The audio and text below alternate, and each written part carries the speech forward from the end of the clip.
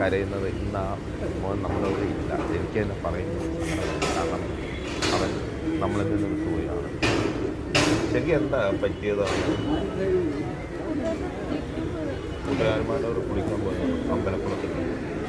അമ്മ ചേട്ടായി കുളിക്കാൻ പോയതാണെന്ന് വെച്ച് പറഞ്ഞത്. പിന്നെ എനിക്കറിയില്ല.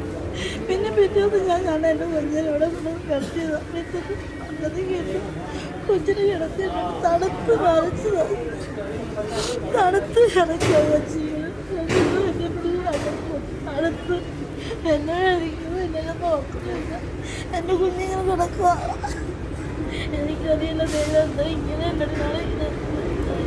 നിങ്ങൾക്ക് ചിലവും കാര്യങ്ങളും കൂടെ ഉള്ള ക്യാഷ് കൊണ്ട് ഞാൻ തരാം. ഓക്കെ, തിരിച്ചു നല്ലൊരു വീട് വേണം. നിങ്ങൾക്ക് സ്വസ്ഥമായിട്ട് കിടക്കാനുള്ള ഇതൊക്കെ അതിൻ്റെ അറ്റാച്ച്. പോട്ടെ.